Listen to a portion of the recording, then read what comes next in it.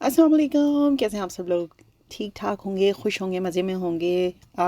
Video जो है वो आप देख तो रहे हैं कि मैं अफ्तारी की बना रही हूँ, लेकिन मैं थोड़ी सी डिफरेंट बात करना चाह रही हूँ। आप सबको ज़रूरत ही नहीं है कि मैं कैसे बताऊँ कि कैसे पकोड़े बनते हैं, उनकी क्या तरकीब है। माशाल्लाह मुझसे बहुत सारे ज़्यादा स्मार्ट लोग यहाँ पे मौजूद हैं। तो बस मैं तैयारी कर रही थी घर के लिए, और कुछ मेहमानों ने आना था, तो बस उनके लिए कर रही थी। मैं फ़ाइनल टेबल की तो ले ही नहीं सकी पिक्चर, तो उसको तो रहने ही दें। वो तो मेरे साथ बहुत ज़्यादा ही होता है कि मैं फ़ाइनल टेबल की पिक्चर ले ही नहीं पाती माशाल्लाह से।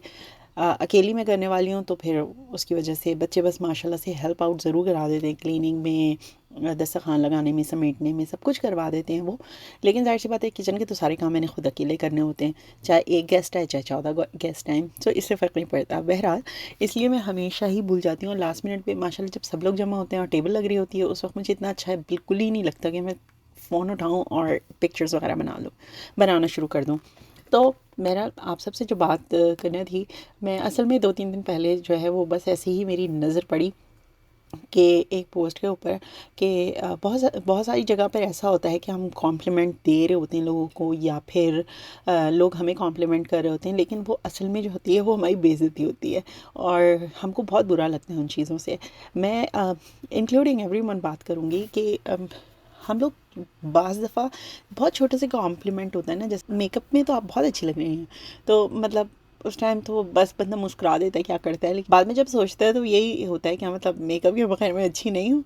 तो इसी तरह से मैं कॉम्प्लीमेंट्स देख रही थी, मतलब कमेंट्स देख रही थी उस पोस्ट के नीचे, और 300 से ऊपर के कमेंट्स थे, और लोगों ने ऐसी ऐसी बातें बताई कि बाद में मुझे फ़ील हुआ कि यार वाकई हमारी ये छोटी सी तो बात होती है, लेकिन कितनी बड़ी बात, मतलब सामने वाले को कितना बुरा लगता होगा। तो हमें अपने अल्फाज का चुनाव कितना अच्छा करना चाहिए, हमें कितनी प्रैक्टिस करनी चाहिए। तो जहाँ बहुत सारी हम अच्छी बातें सीख रहे हैं, वहाँ पे इन कॉम्प्लीमेंट्स को भी हम थोड़ा सा ना अच्छा करना सीख सकते हैं। तो मैं पोस्ट देखी थी, पोस्ट के नीचे जो है ना वो वाकई में ये बहुत कॉमन सी बात है। एक कमेंट इस तरह का था, लेडी ने लिखा कि मुझे बहुत ज़्यादा कॉम्प्लीमेंट, या आप कह लें ये लोग अपनी तरफ से कॉम्प्लीमेंट देते हैं, लेकिन मुझे वो इतना इंसल्टिंग फ़ील होता है कि कहते हैं कि आपका बच्चा कितना प्यारा है, आप पे तो बिल्कुल भी नहीं गया। सीरियसली, माँ से ज़्यादा किस पे जा सकता है? वही आई मीन ठीक है, माँ बाप फैमिली में किसी पे भी जा सकता है, but you don't have to tell us कि हम बच्चा मतलब प्यारा है और हम प्यारे नहीं हैं। आपको तो नहीं पता मैं शादी से पहले कैसी थी, कैसी दिखती थी, किस तरह की थी। शादी के बाद बहुत सारी चीज़ें हो जाती हैं। एक कमेंट पढ़ के मुझे बहुत ज़्यादा अफसोस हुआ कि उन खातून ने लिखा था कि उनका मिसकैरेज हुआ था, और उसके बाद जो है ना वो बहुत ज़्यादा डल हो गई थी, उनकी रंगत पेल हो गई थी, और बहुत वीक हो गई थी वो। तो उनकी जो सिस्टर इन लॉ है ना, वो उन्होंने वो उन्हें आगे से कहती है कि शादी से पहले जैसी तुम थी ना वैसी ही लग रही हो। तो मतलब आपने शादी से पहले ये देख के शादी की थी कि मतलब वो डल हैं और बहुत ज़्यादा वीक हैं, तो इस वजह से शादी की थी आपने? कौन करता है यार ऐसे देख के शादी? हमारे यहाँ नहीं होती शादी।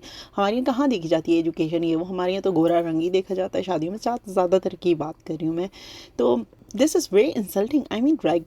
एक बंदा ऑलरेडी इतनी तकलीफ से गुजर रहा है और आप उसको इस तरह के कमेंट कर रहे हैं। This is really really like, मुझे बहुत इंसल्टिंग लगा सीरियसली। और एक कमेंट और मैंने पढ़ा, जब मैं आपको चंद कमेंट्स का बताती हूँ जो वाकई हम रोज़मर्रा की ज़िंदगियों में इस्तेमाल होते हुए देखते हैं, या अपने ऊपर समटाइम्स सुनते हैं, या हम किसी को समटाइम्स ऐसे ही, क्योंकि हम सेम इन्वायरमेंट में रह रहे हैं, तो हमारे मुंह से भी निकल जाती है समटाइम्स ऐसी बातें। तो हमें उसकी प्रैक्टिस करनी चाहिए कि अपने अल्फाज का चुनाव थोड़ा सा बेहतर करना चाहिए। तो एक कमेंट ऐसा था, तुम्हारा चेहरा कितना प्यारा है, तुम अगर थोड़ा सा वज़न लूज़ कर लो तो कितना अच्छा हो जाएगा ना। अच्छा, अब जो कमेंट मैंने पढ़ा था, ये मुझे बहुत ज़्यादा इस पे कमेंट्स मिलते थे, और मैं कहीं पे भी जाती थी, मैं कोई भी ड्रेस पहन लेती थी, मुझे कमेंट सबसे ज़्यादा मिलता था, प्रेग्नेंट हो, कितने महीने का है। लाइक सीरियसली, मैंने वेट गेन किया था, और मैं उसके लूज़ करने के लिए भी कोई एफर्ट नहीं कर रही थी, क्योंकि हमारे यहाँ एक जनरल कॉन्सेप्ट है, शादी हो गई दैट्स इट। और उसके बाद जब फर्स्ट बेबी होता है स्पेशली, आपको कुछ भी नहीं समझ में आ रहा होता, बहुत सारी डिफरेंट बातें आपको सुनने को मिल रही होती हैं, लेकिन आप अपने माहौल के हिसाब से, अपने हिसाब से अपने बच्चे को चला रहे होते थे। तो मुझे ये बहुत ज़्यादा कमेंट मिलता था कि प्रेग्नेंट हो। लाइक सीरियसली, अब मेरी अभी बच्ची 2 महीने की मेरी गोद में, और मैं फिर प्रेग्नेंट हूँ। ये सवाल ना मुझे बहुत इरिटेट करता था, और मुझे बहुत गुस्सा आता था। आई मीन मैं किसी को भी उसके बाद मुझे फ़ील हुआ कि मैं कितना इस चीज़ को महसूस करती हूँ ना, तो मैंने ये वाला कमेंट तो कभी नहीं दी। कोई किसी भी मैं मोटे इंसान को या हेल्दी इंसान को देख लेती थी ना, मैं कभी जो है वो कभी भी इसको इस चीज़ पे कमेंट नहीं किया कि आप मोटे क्यों हैं। भाई there have there personal reasons. पहले भी मैं नहीं करती थी, लेकिन उसके बाद मैंने इस चीज़ का ख्याल रखा कि मेरे मुंह से भी ना निकल जाए। हाँ, अगर करीब में जैसे दोस्तों में आप बात कर रहे होते हैं जो बहुत ज़्यादा करीबी होते हैं, जिनसे मिलना जुलना ज़्यादा होता है, तो हम लोग आपस में अगर शेयर कर रहे होते हैं कि यार वेट लॉस इस तरह से और यूँ मैं तो बहुत मोटी सी हो गई हूँ और इतना वज़न कम हो गया, या किसी ने वज़न लूज़ किया तो उसको कॉम्प्लीमेंट भी देते थे, तुमने ऐसा क्या किया बहन, वज़न कम हो गया, हमें भी बताओ। लेकिन ये आपके बहुत क्लोज़ रिलेटिव्स में होता है, यानी कि जिनसे आप बहुत ज़्यादा करीब हो, ये सबके साथ नहीं होता। एक कमेंट मैंने जो मुझे बहुत ज़्यादा और बुरा लगा, अल्लाह का शुक्र है कि आपकी बेटी का रंग आप जैसा नहीं है।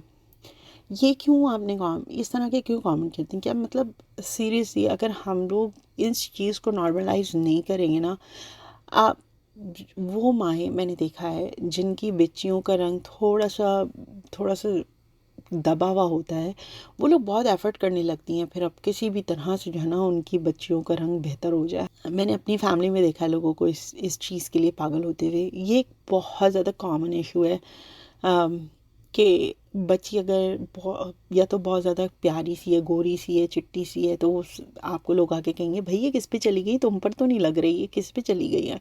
और अगर बच्ची का रंग थोड़ा सा दबा हो, सांवला हो, तो उसको जाके कहते हैं कि भाई बच्ची बच्ची किस पे चली गई है, क्या ननियाल में ऐसा है कोई, क्या ददियाल में ऐसा है कोई, तो सारे तो तुम्हारे यहाँ प्यारे हैं, ये किस पे चली गई। इस टाइप की बातें जो है, या फिर हॉस्पिटल में बदल गई होगी बच्ची। हम कितनी एफ़र्ट करके हम माएँ इतनी इस दुनिया में बच्चों को लाते हैं। मुझे बहुत ज़्यादा लगा ये मीन वर्ड्स हैं जो हम लोग आपस में मज़ाक में बोल देते हैं, और सामने वाला पता नहीं कौन सी सिचुएशन में हो, कब हो सकता है वो डिप्रेस हो और आपकी बात को बहुत ज़्यादा कुछ एक्स्ट्राऑर्डिनरी ले ले।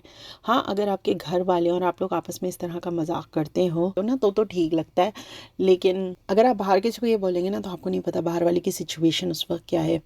बहरहाल बस ये मुझे बहरहाल ये डिबेट चल रही थी तो मुझे अच्छी लगी कि इस टाइप का भी मतलब लोगों में सेंस आ रहा है कि लोग इस तरह की बातें भी सोचते हैं, और इस तरह की बातों को जो है ना उनके ऊपर आप तवज्जो देने लगें कि हमें ये बात बुरी लग सकती है तो सामने वाले को भी बुरी लग सकती है। तो छोटे छोटे कमेंट्स से जो है ना हमें अच्छा लफ्ज़ों का चुनाव करना चाहिए। अगर हम किसी को मोटा देख रहे हैं, या किसी का रंग दबा हुआ देख रहे हैं, या किसी को छोटा कद का देख रहे हैं, किसी को हेल्दी देख रहे हैं, किसी को दुबला पतला देख रहे हैं, तो हमें अपने कमेंट्स अपने पास रखना चाहिए, उसकी अच्छी आदत को अप्रिशिएट करना चाहिए। आपकी ज़बान जो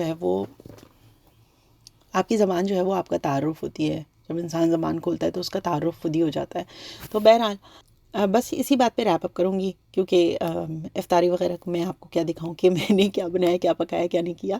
इंशाल्लाह फिर आने वाली वीडियो में आपके साथ मैं शेयर करूँगी। ये वाली वीडियो ऐसी है कि आप इसको लगा के ना अपना काम भी स्टार्ट कर सकते हैं। अच्छा, आखिर में मैं आपके साथ शेयर कर रही हूँ, जो मैंने कैलेंडर बनाया था ना 30 डेज़ वाला, उसको बच्चे बहुत अच्छे से यूटिलाइज़ कर रहे हैं माशाल्लाह से। और माशाल्लाह से हमारे इतने रोज़े गुजर चुके हैं, और रोज़ाना जो है वो बच्चे एक निकालते हैं और एक एक्टिविटी करते हैं।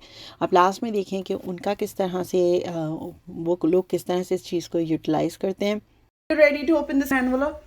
Yeah. All right. Isma, you want to do it? Look at Isma. Okay, guys. Make a donation. Make a saving donation money box and save money. Help each other. So, आपने अभी देखा कि उन लोगों ने किस तरह से वो इस चीज़ को यूटिलाइज़ करते हैं, और आपस में मजाक भी होता है, हंसी, सब कुछ होता है। और ये एक थोड़ा सा जो है वो बच्चों के साथ मोटिवेट कर रही हूँ। अच्छा, मैंने बच्चों का एक टास्क भी निकला था डोनेशन बॉक्स बनाने का, तो वो भी मैंने उनके साथ बनवाया था, और मेरी छोटी बच्ची ने तो बहुत ज़्यादा इन्जॉय किया। मैं बहुत ज़्यादा इस एक्टिविटी को इन्जॉय कर रही हूँ। इंशाल्लाह मैं नेक्स्ट ईयर थोड़ा सा लेवल इसका अप करूँगी और दोबारा ये ट्राई करूँगी, और इसके साथ कोई और नई चीज़ें भी ट्राई करूँगी। इंशाल्लाह खुदा ने ज़िंदगी दी तो ज़रूर मैं ये सब दोबारा करूँगी।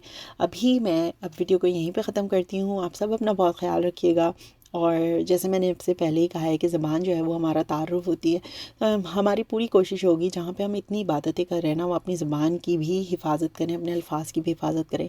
इंशाल्लाह फिर मिलेंगे अगली वीडियो में। जब तक के लिए फ़ी अमान अल्लाह।